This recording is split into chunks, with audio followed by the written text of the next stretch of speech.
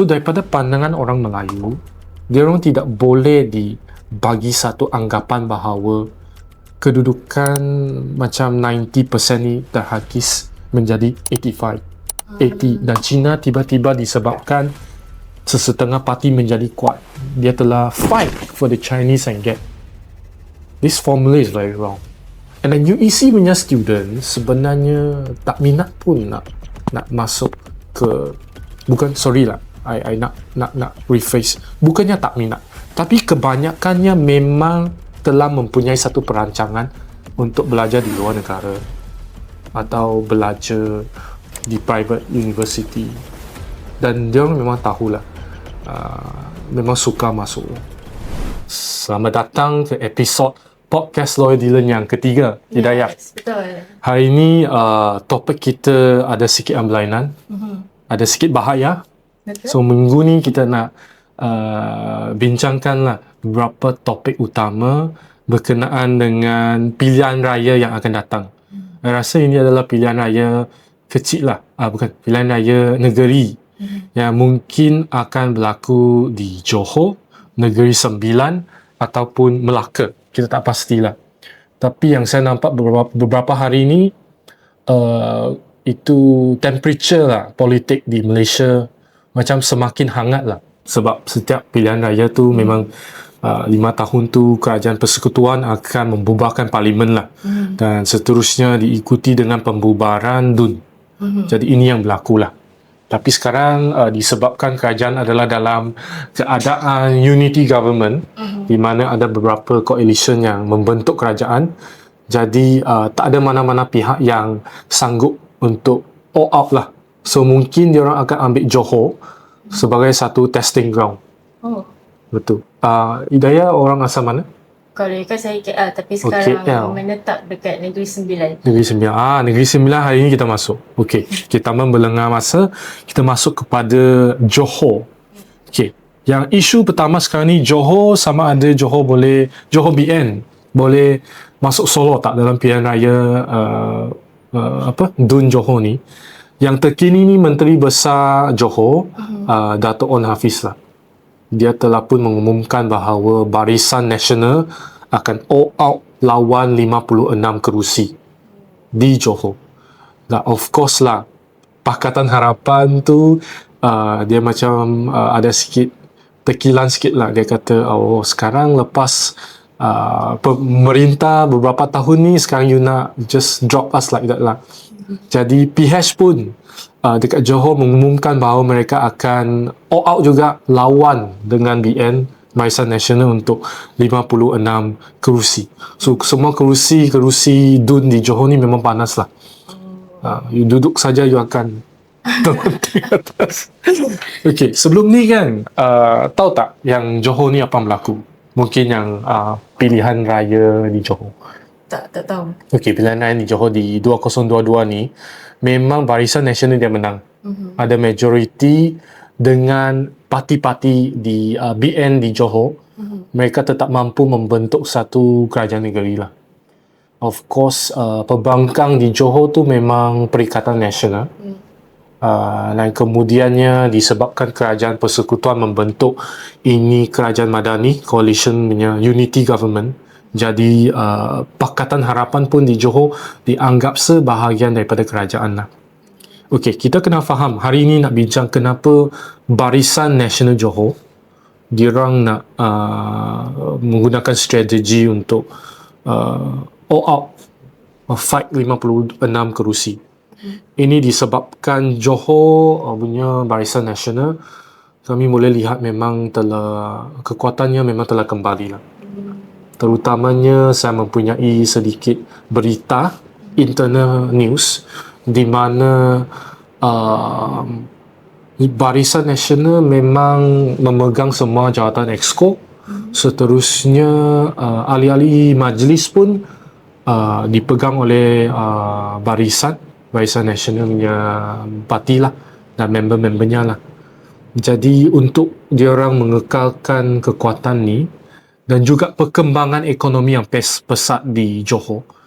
Untuk kita minggu lepas ada bincang pasal industri AI data center.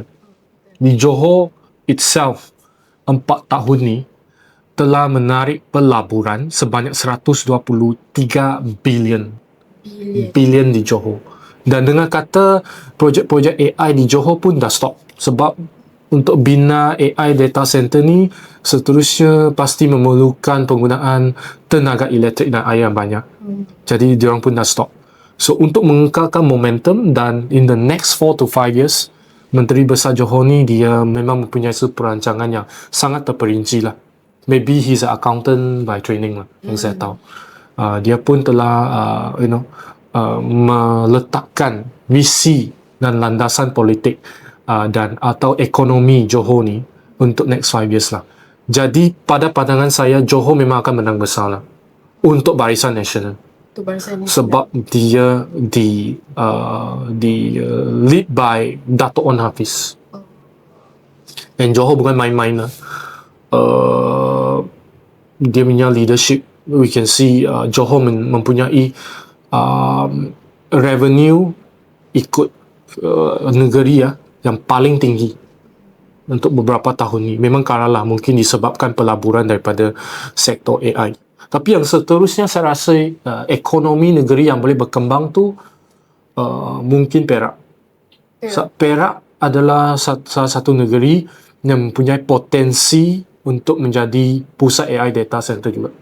Disebabkan di Perak mempunyai potensi untuk membuat pusat AI data center ni disebabkan wujudnya bekalan air, sungai. Lepas tu di Perak sesetengah kawasan kat Trono semua tu pun ada membuat masanglah solar panel. So dia orang adalah masuk kini kepada aliran tenaga, industri aliran tenaga baru atau renewable atau green energy lah. Tapi hari ini kita tak nak masuk isu AI, lebih kepada Johor, ekonomi dan sebagainya. Okey, lepas tu minggu lepas UMNO ada datang ke Johor. Pemimpin-pemimpin tinggi datang. Lepas tu telah berjumpa dengan Sultan Johor lah, atau yang di-Pertuan Agong Johor. Dan saya rasa internally mungkin is a signal lah bahawa that WBN, UMNO, we regain our power, our force here. We would like to go all out this coming election lah. Untuk Dun Johor. Maksudnya BN dengan PH ni, kalau nak BN nak kerja solo kan, maksudnya diorang ni sebenarnya bergaduh ke macam mana? Tak, dia nak gawan lah next election tu sendiri. Dia nak pakatan tu jadi baliklah pembangkang. So, saya nampak sebelum ni di Johor dia punya DAPC tu adalah parti pemimpin muda DAP ya. Dia orang pun dah letak jawatan kot. Dah quit DAPC dan masuk parti warisan kot. I tak pasti, tapi itu berita yang saya nampak. Jadi dah sebenarnya dah nampak sebenarnya Pakatan Harapan daripada dia punya peringkat awal tu, the youth, dia dah give up dah di Johor tu. That's why I think BN this time in Johor is showing a very strong comeback. Okey, soalan yang besar daripada Johor ni, sebab sekarang berita Johor memang dah get ready. Pandangan saya adalah bulan depan negeri Johor mungkin di bawah yang amat bahagia Menteri Besar Dato' Onn Hafiz akan mengumumkan Johor bulan Jun kita akan bubar. Bulan 7 mungkin adalah pencalonan lah. Ahli-ahli calon-calon parti. Lepas bulan 8 mungkin dah lawan dah. Lawan bulan 8, bulan 9 dah boleh bentuk kerajaan baru di bawah Menteri Besar Johor. Lepas tu seterusnya ini akan membawa kepada negeri-negeri lain. Sebab Johor kata nak bubar, semalam je Setiausaha Agong DAP mengatakan di Negeri Sembilan kita pun nak bubar. Kalau you nak lawan Johor, kita lawan dua-dua, Negeri Sembilan dan Johor. Tapi kena tengok, kalau Negeri Sembilan ni dia bukan dibawa DAP, dia dibawa Menteri Besar Parti Keadilan Rakyat. So kalau DAP dia juga desak lah PKR supaya untuk membubarkan DUN di Negeri Sembilan, impact dia kepada persekutuan yang level lah. PMX akan rasa tertekan. Sebab banyak Tertekan. negeri. Kalau dia kalah Johor, contoh kalau dia kalah lagi Negeri Sembilan, sebab Barisan Nasional tetap ada 13 kerusi lah di Negeri Sembilan. Dan mana tahu mungkin MCA ke MIC pun menang satu ke sana. Dan secara tipisnya boleh memenangi DUN Negeri Sembilan dan membentuk satu kerajaan BN yang seperti di Johor. PMX akan memanggil pilihan raya untuk parlimen. Dia akan bubar parlimen. Saya rasa dalam tahun ni lah. Because the pressure is coming. Saya rasa kita ada bincang kan nanti pasal ada. Ini nanti saya akan masuk satu isu yang agak hot juga berkenaan dengan Rafizi yang telah keluar parti. Tapi jangan masuk sana dulu, kita jangan jam dengan. Okay, kita masuk Negeri Sembilan. Negeri Sembilan ni kita sebelum ni pernah bincang pasal isu tebuk atap kan. Tapi kemudiannya tak berjaya lah. Tak tahu apa yang berlaku. BN walaupun tarik sokongan, kemudiannya mengatakan akan menyokong balik. Mungkin federal level ada pressure sikit lah kepada ahli-ahli UMNO ni, Negeri Sembilan ni. Tapi sebenarnya di Negeri Sembilan, kejadian selepas tu, kita nampak banyak pemimpin besar. PMX, Setiausaha Agong, DAP, Anthony Loke, Gobind Singh turun. Tak tahu dia turun ke Negeri Sembilan punya Seremban ke, buat satu ceramah besar. Mungkin dia orang nak pull support. We can always call for Negeri Sembilan punya election. Kita fight lah dekat Negeri Sembilan. Tapi sekarang Johor dah baca dah. Dia dah baca di mana itu suhu politik di Johor ni. Negeri Sembilan pun akan mungkinlah akan membubarkan DUN jugalah sekiranya Johor membubarkan DUN. Pada pandangan saya lah, senang saja. Kalau Pakatan Harapan, dia sebenarnya memang nak bekerjasama dengan suku UMNO BN lah. Buatlah satu perikatan baru. Bubarkan Pakatan Harapan, buatlah Pakatan Nasional ke. Supaya make it very clear, this is a new coalition among DAP, UMNO. Sebab ini kerajaan perpaduan, bila-bila sahaja mana-mana coalition memang mempunyai hak mutlak untuk menarik balik sokongan atau untuk memilih lah untuk masuk pilihan raya sesama parti dan coalition sendiri. Itu pandangan saya. Dan saya rasa Johor tak ada salah. Dia nak go all out because they have been governing Johor for the past pilihan raya for the past 4 years. Johor BN memang telah menunjukkan satu keputusan yang sangat yang baiklah, prestasi yang sangat baik daripada segi ekonomi, daripada segi pelaburan, even reaction daripada NGO, sekolah-sekolah, di mana saya dengar diorang banyak bagi sumbangan lah untuk diorang membuat aktiviti. Dan inilah yang sepatutnya yang dibuat oleh kerajaan negeri. Sebab duit you pergi kutip banyak. Tapi duit itu sama ada dikembalikan kepada rakyat ke, persatuan ke. Itu sebenarnya rakyat yang memang lihatlah dari masa ke semasa. Okey, seterusnya kita bincang Melaka. Okey, apakah ada sedikit idea pasal Melaka, apa yang berlaku di Melaka? Diorang pun sama nak ikut Johor dengan Negeri Sembilan. Betul, tapi sebelum ni ingat tak? Tokoh daripada Melaka. Siapa? Dr. Ahmad Saleh, Ketua Pemuda UMNO. Okey, dia sebenarnya sebelum ni di Perhimpunan Agung UMNO telah pun meletakkan jawatan sebagai exco lah. Dan dia kata memang nak all out fight DAP. All out.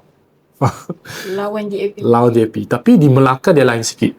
Walaupun di Melaka BN dia menang sebenarnya 2/3 daripada semua kerusi dan mempunyai kuasa yang agak besar lah. Tapi di Melaka disebabkan mungkin di peringkat persekutuan, kerajaan persekutuan telah membentuk satu kerajaan unity kan. So di Melaka dia tetap bagi timbalan exco kepada beberapa ahli-ahli Pakatan Harapan lah. So ahli-ahli Pakatan Harapan dia tetap mendapat gaji lah. walaupun tak ada kuasa penuh tu, dianggap sebahagian daripada exco negeri Melaka.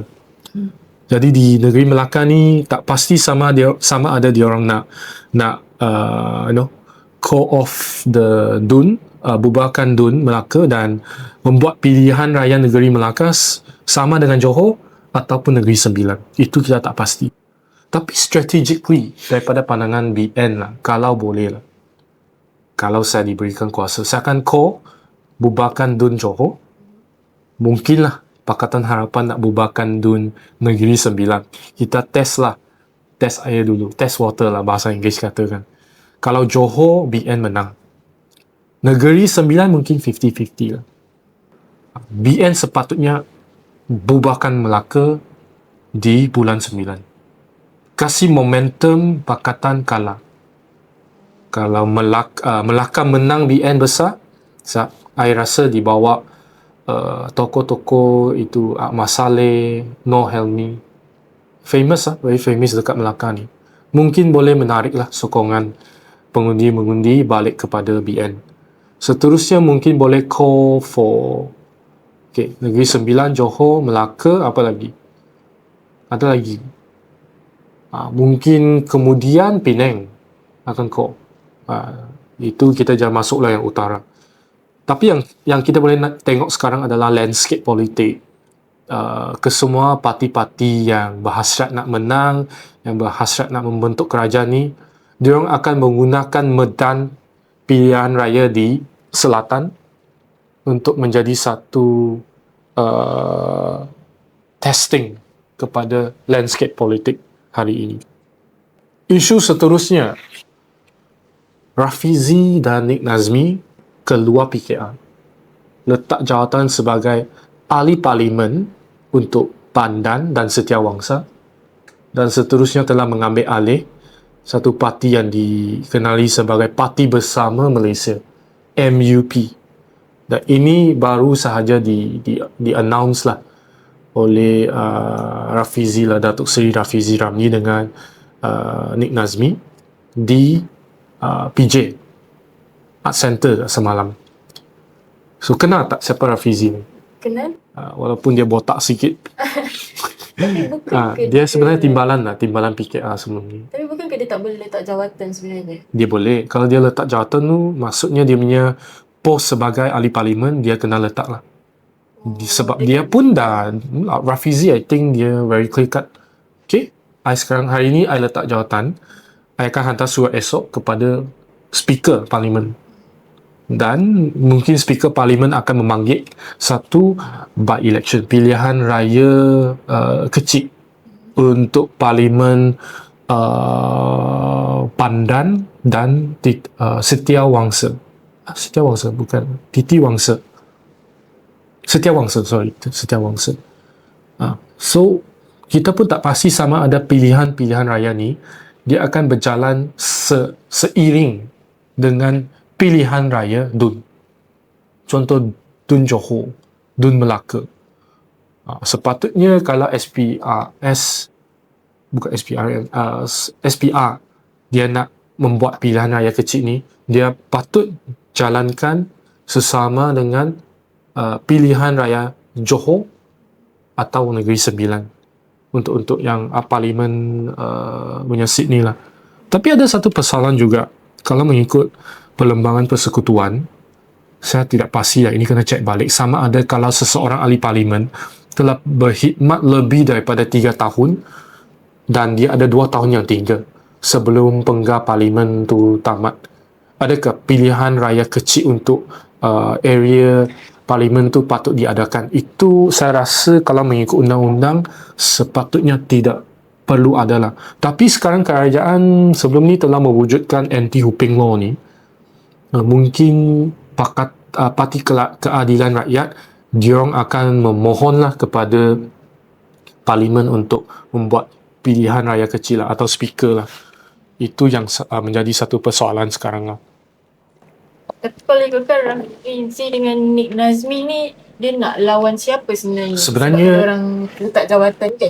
Diorang sebenarnya nak membuat parti baru ni sebagai satu parti reformasi baru lah. Parti lain. parti lain, parti baru, tapi tetap meneruskan agenda reformasi. Sebagai contoh, reformasi institusi-institusi pendakwa raya. Dengan penasihat kerajaan tu, dia nak pisahkan institusi-institusi lawan rasuah. Sebagai contoh, isu Azam Baki, isu korporat mafia ni yang tak selesai lagi.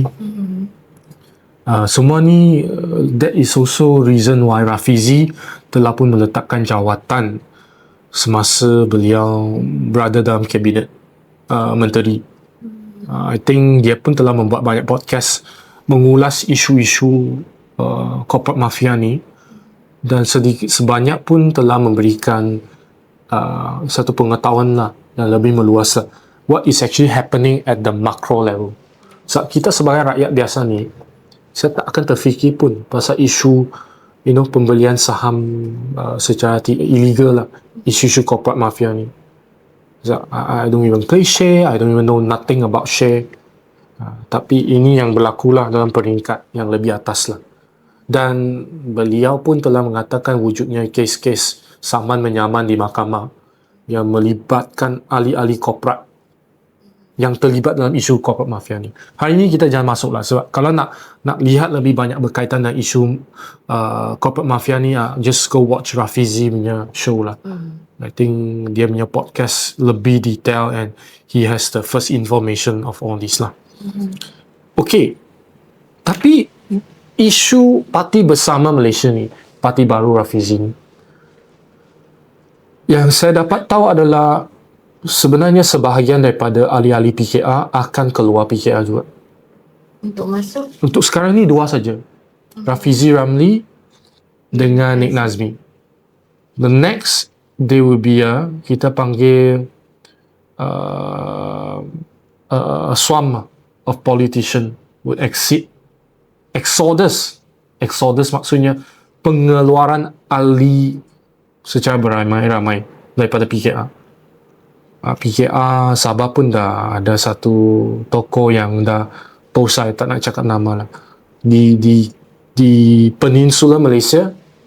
Very obvious, I think Wong Chen akan keluar.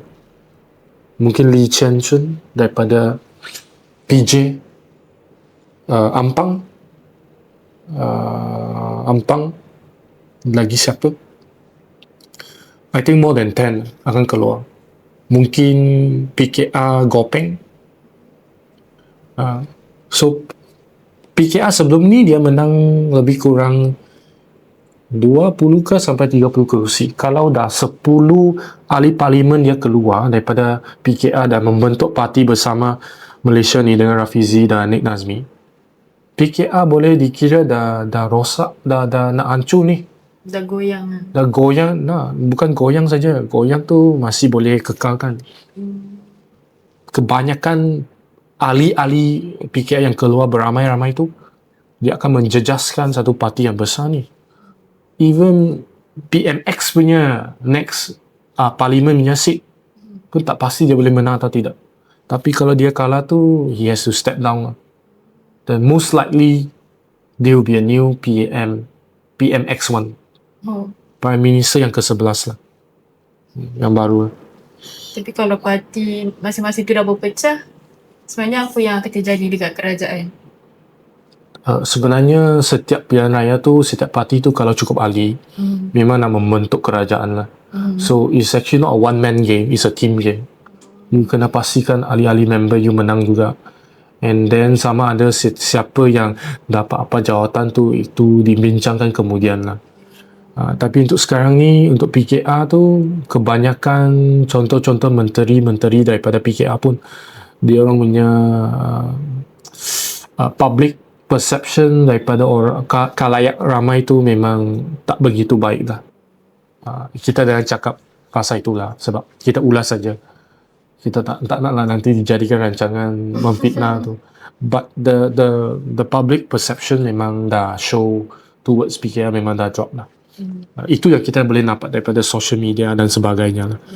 Okay, Parti Bersama ni lagi satu, saya nampak dia umumkan semalam lah dekat social media. Dia adalah lebih berkonsepkan NGO juga. NGO, aktivis.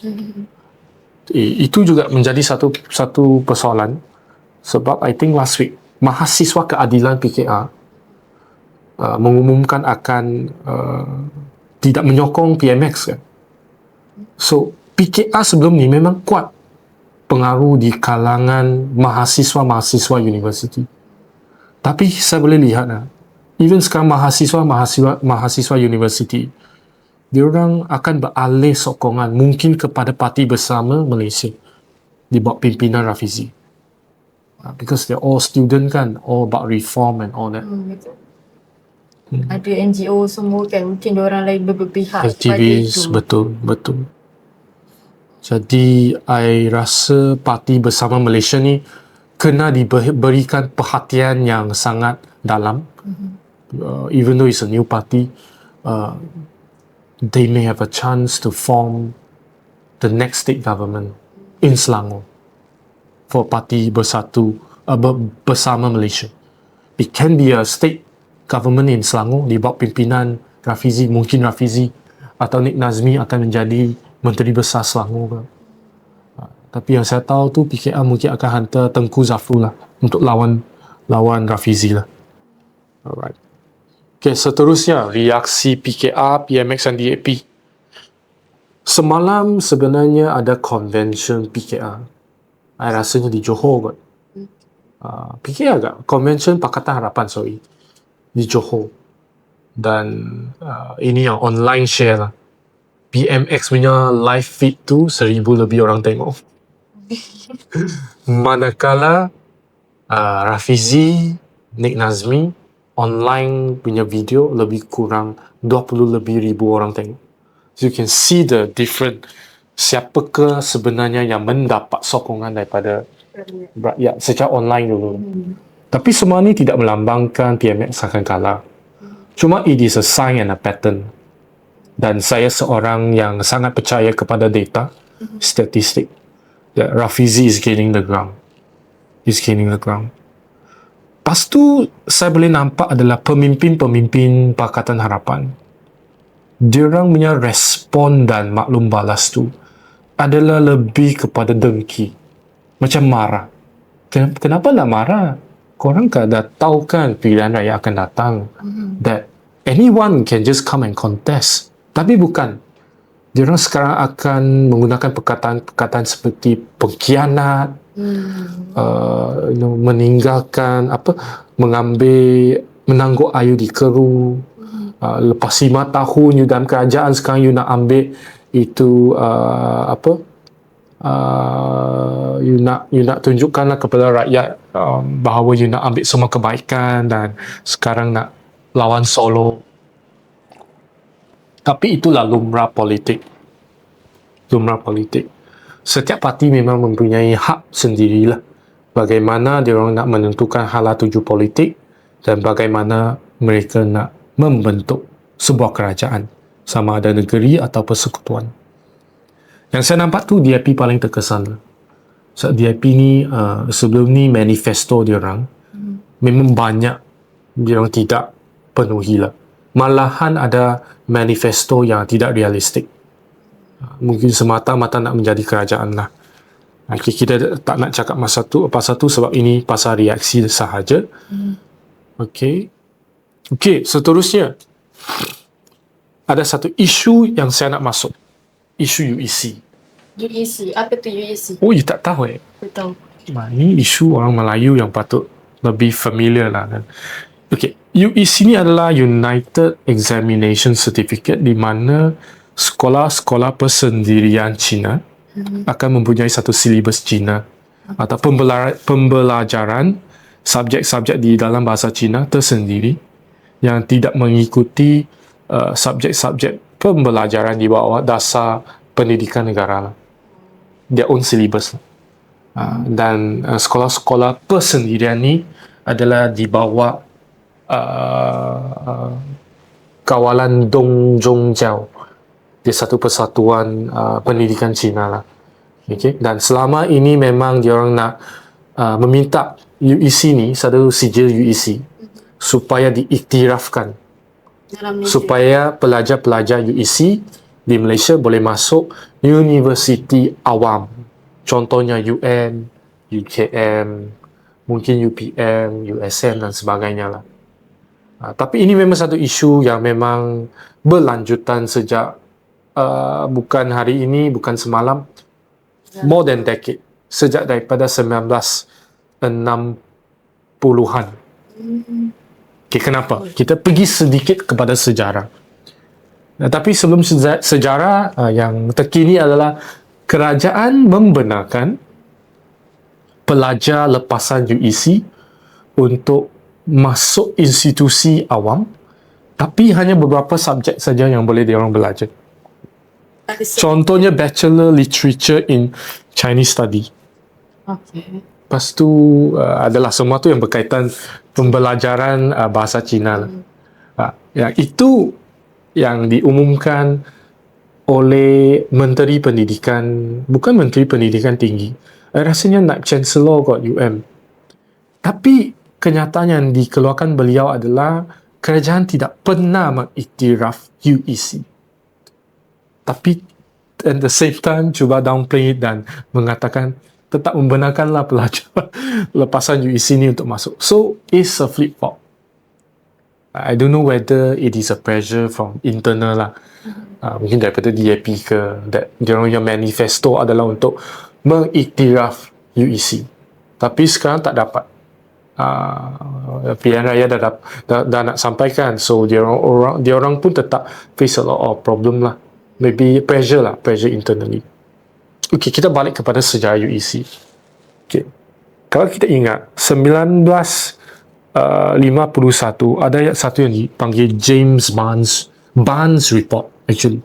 Barnes Report ni dia sebenarnya menunjukkan sistem pendidikan Malaysia pada masa tersebut, di mana dulu kebanyakan sekolah pada masa dulu sebenarnya ajar bahasa Inggeris.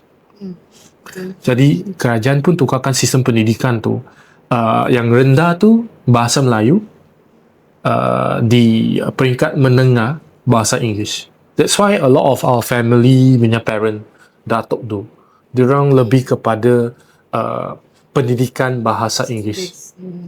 Orang putih lah, bahasa orang putih. Kemudiannya kerajaan pun telah membuat laporan ni dan wujud satu bantahan lah, bukan bantahan tapi satu reaksi lah daripada kaum Cina di Malaysia, meminta supaya pendidikan Cina juga tidak harus diabaikan. That is why lepas 1951 wujudnya SJKC, Sekolah Jenis Kebangsaan Cina. Wujud juga SJKT, Sekolah Jenis Kebangsaan Tamil. Apa beza dia? Sama je. Sekolah aliran nasional kerajaan berlandaskan silibus Cina. Kalau untuk SJKC berlandaskan bahasa Tamil untuk yang berbangsa India lah, dan yang berbahasa Tamil. Di mana SJKC, SJKT ni akan menerima dana daripada kerajaan. Instead of ada pihak-pihak swasta yang mewujudkan sekolah sendiri. Tapi di 1951 adalah Persatuan Cina, Pendidikan Cina di bawah Liao Zhong, dan 1954 Dong Zhong, diorang ada wujud sekolah swasta bahasa Cina tersendiri. Sekolah swasta pula yang mengajar bahasa Cina. Lepas tu wujudlah banyak isu, ada isu-isu yang menjadi pertikaian dan menyebabkan kenapa sehingga ke hari ini banyak bantahan daripada orang-orang Melayu lah terhadap UEC ni. So saya sebagai Cina ni nak very straightforward hari ini, bukan nak bincang UEC ni betul atau tidak, tapi lebih kepada sejarah terlebih dahulu. Sebab tu Liao Zhong dengan Dong Zhong ni telah pun bersatu membentuk Dong Jiao Zhong. gabungan nama diorang. Satu persatuan lah yang kalau you nampak sekarang news ni yang pasal UEC ni, memang persatuan ni dia bantah. Dia cakap you membenarkan lepasan UEC ni masuk institusi awam ni tapi untuk pelajar subjek-subjek Cina saja. Which mean you memang belum recognize. So kerajaan I rasa dia tak sepatutnya buat macam ni. Dia sepatutnya kalau yang you nak buat, you buat in a go lah. You buat macam halfway. Orang kata baudi air tu air penuh separuh je. You nak bagi-bagilah baudi yang penuh dengan air. Sama ada nak buat. Kalau tak nak buat tu jangan buat. So you buat macam ni, dia pergi masukkan elemen sekolah taufiz pun diterima lah semua tu. Sekolah taufiz selama ni memang diterima masuk sebab silibus dia orang memang ambil SPM. So dia mewujudkan satu salah faham lah di kalangan orang Melayu bahawa sekolah taufiz pun dia sebenarnya ada silibus berlainan dan semua tu. Tak. Sekolah taufiz ada ambil SPM. So jangan disamatarafkan lah. But that's why isu pendidikan ni dia sangat sensitif. Yang ahli-ahli politik sepatutnya membuat perbincangan dalaman supaya fakta, auta, keterangan, data, statistik semua dibincangkan dan secara dalaman. So, isu yang sensitif macam ni, kalau sesetengah orang membawa fakta yang tidak tepat dan mengumumkan di khalayak secara open macam ni, memang akan menimbulkan ketidaksefahaman dan sensitivity di kalangan mungkin kaum Melayu atau sebagainya. Dan saya akan masuk juga sebab kenapa? Saya rasa kaum Cina di Malaysia bukan hanya melihat kepada UEC, tapi holistically-nya dalam sistem pendidikan Cina di Malaysia. Betul? Contoh, tak ada orang bincang pun pasal institusi menara gading swasta, private university. Sebagai contoh Monash, Sunway, apa lagi kita, Inti, Health. Banyak ni sekarang. Tapi semua ni mempunyai banyak program-program yang boleh dibenarkan kepada semua aliran-aliran pelajar untuk masuk dan belajar. UEC is accepted in private education. What else? IGCSE yang budak-budak belajar bahasa Inggeris dekat sekolah private school untuk English syllabus punya yang tak ambil SPM tetap masuk semua ni. Dan kenapa isu dia menjadi satu isu apabila ada permintaan supaya UEC diterima masuk ke dalam universiti awam kerajaan. Kenapa wujud pandangan hidayah? Private sector accept, kerajaan tak bagi. Kenapa wujudnya kengkangan atau penolakan daripada mungkin kaum-kaum Melayu ke dan sebagainya? PAS memang tolak. UMNO pun ada sebahagian yang kata UEC tak setaraf dengan dasar pendidikan negara dan sebagainya. Kalau kita tengok macam kes UiTM ke macam tu kan mostly dia terima hanya peribumi. Betul. Okay. Itu tak sama. Itu adalah hak Bumi Putra 153. Okay. Tapi sekarang yang UEC ni, you bayangkan kenapa universiti swasta seperti Monash, Taylor's boleh terima. Tapi kalau cakap pasal masuk universiti kerajaan tak terima. Tapi untuk sekarang tu yang subjek bahasa Cina, Chinese literature tu memang terima lah. Mungkin susah kot diorang nak ni. Dia sebenarnya isu tempat, isu location, isu tempat lah. Berapa banyak tempat yang wujud untuk sesetengah subjek. Contoh di law UM, kalau tak silap masa 120 lebih je.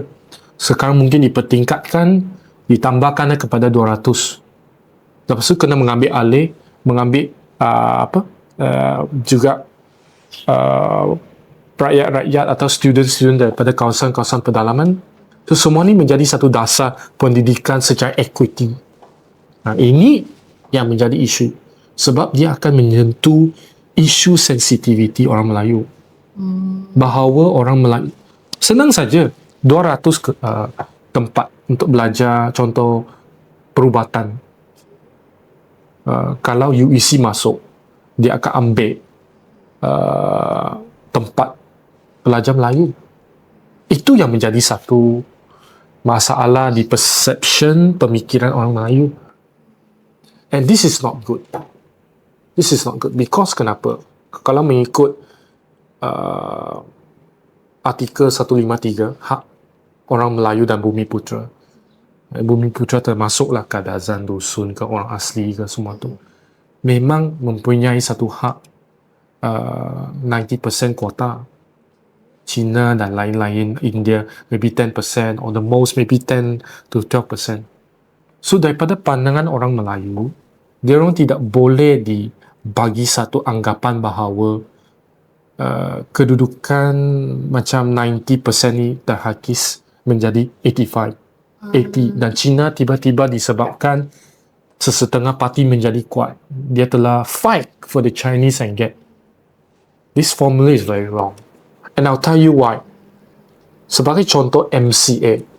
Kenapa MCA all this while dia orang tidak fight secara face to face atau secara very direct on this.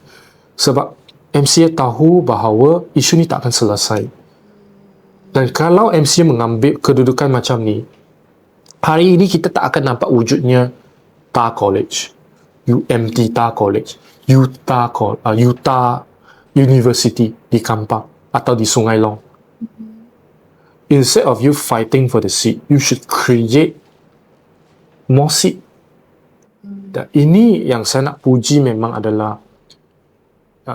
kita nampak TAR College, UMT yang mendapat status University College sudah. Mungkin seterusnya selepas beberapa tahun akan ada fakulti baru dan ranking meningkat akan diberi penaik tarafan sebagai universiti. Dan kenapa? Kalau you wujudkan satu universiti baru, you mewujudkan lebih banyak tempat untuk orang belajar. Instead of you pergi bersaing di satu tempat yang memang dah limited. And UEC punya student sebenarnya tak minat pun nak masuk ke, bukan, sorry lah, I nak rephrase. Bukannya tak minat, tapi kebanyakannya memang telah mempunyai satu perancangan untuk belajar di luar negara atau belajar di private university, dan dia memang tahulah memang suka masuk. So saya rasa isu UEC ni harus dibawa bincang semula dan tidak seharusnya dipolitisize. So it's not good for the nation in the long run. It should be discussed internally lah. And I'm sure the Malay counterpart would accept if the Chinese can memberikan satu value. Contoh, I think TAR UMT is a good example. 34,000 of student terdiri daripada Melayu, Cina, Kadazan, yang kebanyakan kursus-kursus yang ditawarkan di TAR UMT adalah kursus-kursus profesional, di mana orang-orang Melayu, India, Cina semua pun mendapat tempat. And that is why all this while when the Chinese ask for certain extra thing, UMNO bagi. Satu yang saya nak cakap pasal Akta Pendidikan 1961. Kalau UEC nak diiktiraf taraf dia supaya diberikan hak untuk masuk institusi kerajaan, universiti kerajaan, sebenarnya yang nak diubah tu, yang dipindah tu, Akta Pendidikan 1961. Dan pemerintahan sebelum ni sebenarnya telah pun berjuang. Saya nak menggunakan perkataan berjuang ni. Kenapa? Artikel 21B di bawah Akta Pendidikan 1961 ni telah pun dimasukkan dan melarang conversion tu adalah pertukaran, melarang pertukaran sekolah-sekolah vernacular dijadikan sekolah nasional. Contohnya sekarang ni ada UEC punya Dongjong.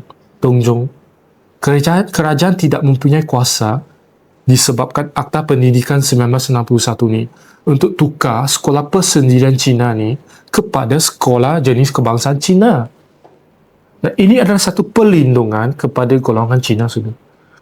Sebab selama ni Dong Jiaozhong minta pengiktirafan UEC tapi tak dapat.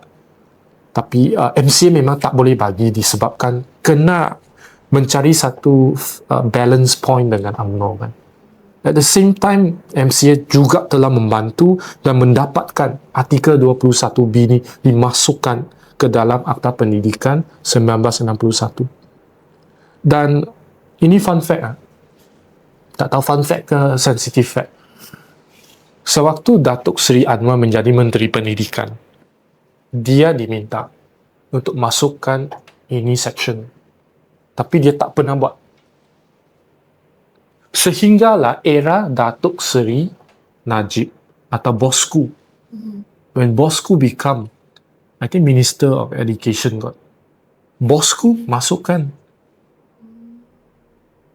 You can see pemimpin-pemimpin mana yang lebih moderate lah. And that is why I can see PMX sekarang setelah dia menjadi Perdana Menteri, polisi-polisi dia adalah lebih kepada kaum-kaum Melayu. So I'm very straightforward. I don't want to lie to my Malay friend and all that.